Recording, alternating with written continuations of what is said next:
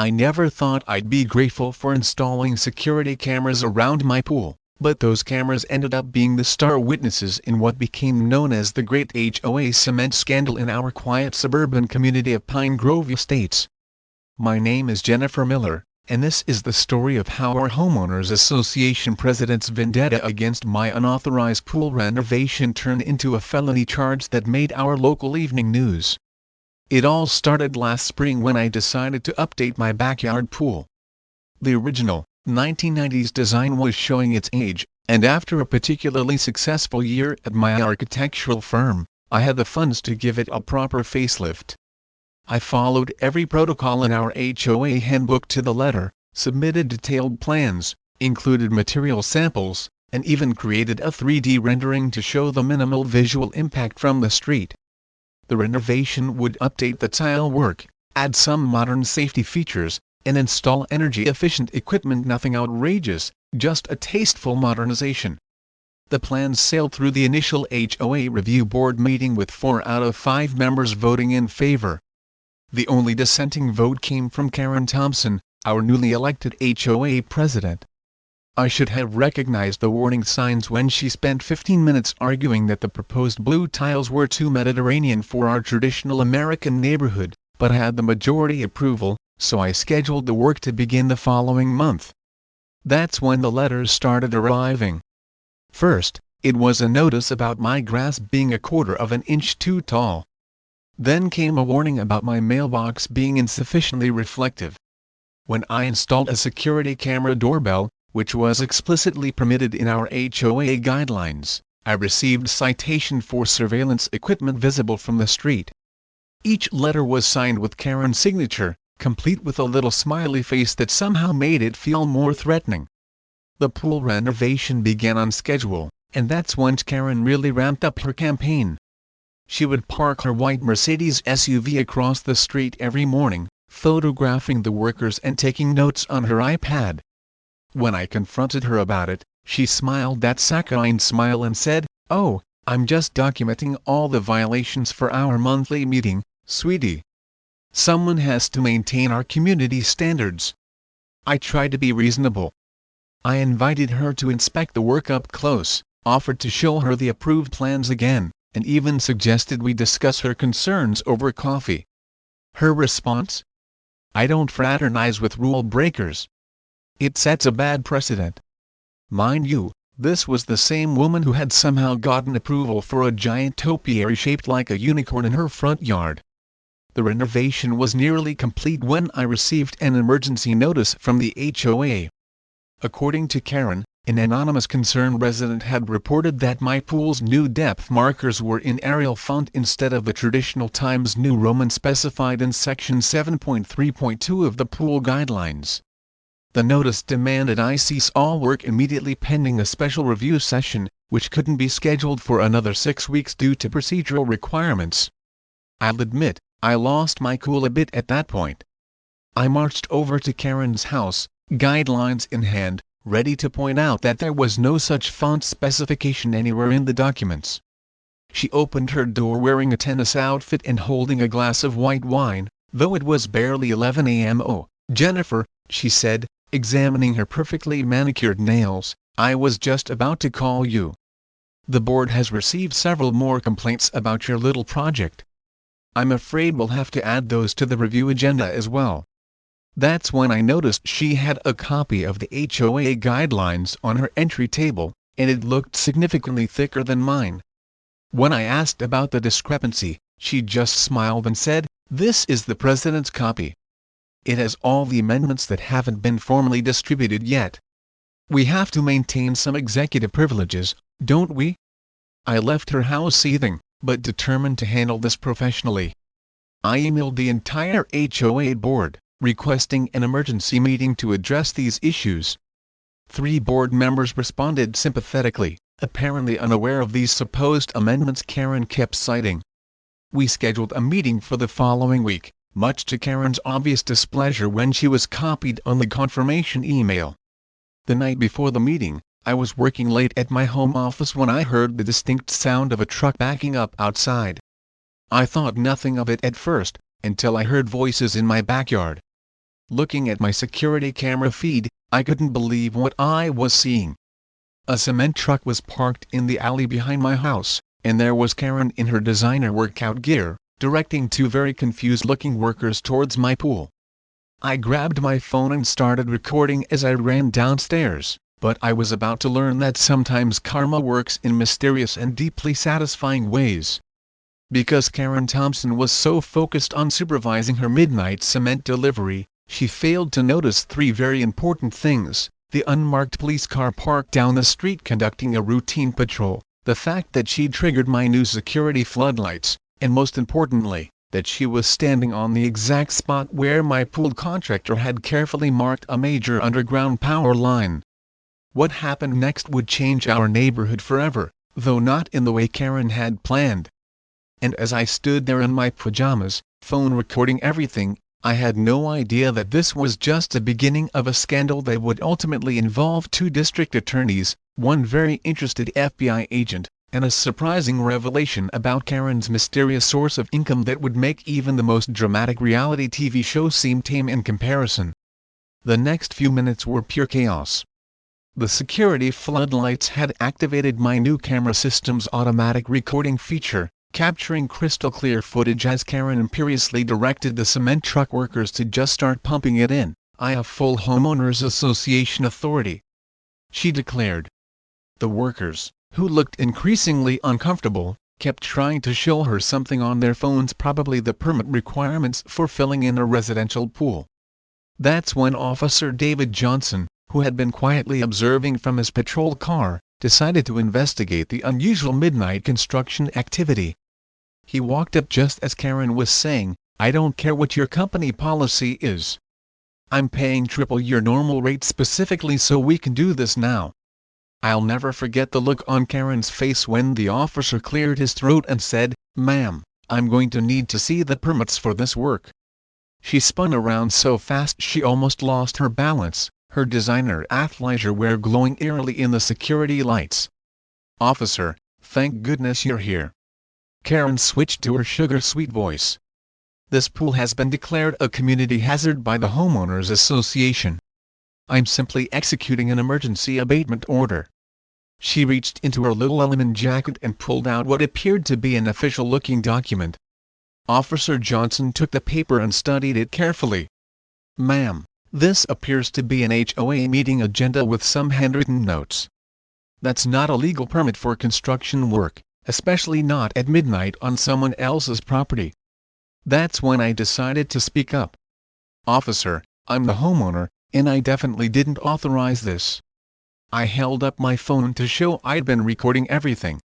The cement truck workers looked relieved and quickly started packing up their equipment. Karen's face went through an impressive range of emotions before settling on righteous indignation. "This is a private community matter. You have no jurisdiction here." She actually stamped her foot, which would have been comical if she hadn't been trying to destroy my $75,000 pool renovation. Officer Johnson remained professionally calm. "Ma'am, attempting to pour cement into someone's pool without their permission could constitute several criminal offenses, including attempted vandalism and criminal mischief. I'm going to have to ask everyone to provide identification." Karen's response was to turn to the cement truck workers and screech, "I'll sue your company if you leave. I had a verbal contract." The workers practically sprinted to their truck as they drove away. Karen pulled out her phone and started frantically texting. "This is all a misunderstanding. I'm contacting our HOA attorney right now." Officer Johnson raised an eyebrow. At midnight. That's when we all heard a loud crackling sound, followed by a pop and the smell of burning plastic. Remember that underground power line I mentioned? Apparently, Karen's pacing had cracked the temporary protective covering the contractors had placed over it. The security lights flickered, and suddenly half the block went dark. Officer Johnson immediately called for backup and the power company. As we waited, Karen kept insisting this was all a simple misunderstanding, but her story kept changing. First, it was an emergency HOA action. Then, it was a pre-approved pool removal project that I had supposedly signed off on months ago. Finally, She claimed she was doing me a favor because my pool renovation was reducing property values. The power company arrived quickly, along with 2 more police officers. As they assessed the damage, I noticed Karen's phone buzzing constantly. She kept declining calls from a number labeled Frank, urgent. I didn't think much of it at the time, but that phone number would turn out to be crucial evidence in what happened next. The officers took statements from everyone, and though they were professional about it, I could tell they were struggling not to react to Karen's increasingly bizarre justifications.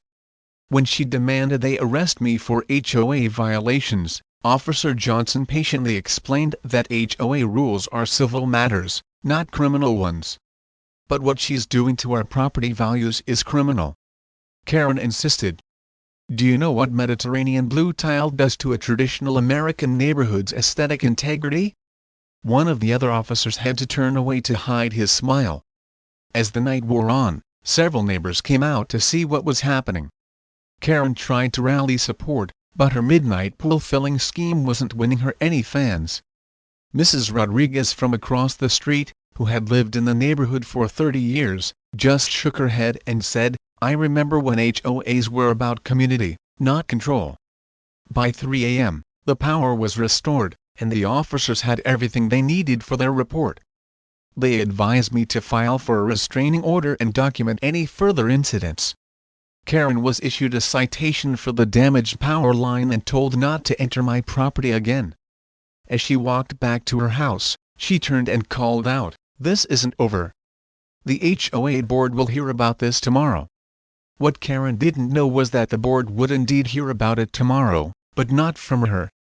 Because while she was dealing with the police, I had been forwarding the security camera footage to every board member, along with a detailed timeline of her escalating harassment. But even I couldn't have predicted how quickly things would unravel for Karen Thompson once the sun came up, or how that mysterious Frank who kept calling her would end up being the key to exposing a scheme that went far beyond our little neighborhood pool dispute. The next morning, I called in sick to work and spent 2 hours meeting with my lawyer, sharing videos, emails, and screenshots of every interaction with Karen. As we reviewed the evidence, my lawyer's expression shifted from concern to incredulous to slightly gleeful.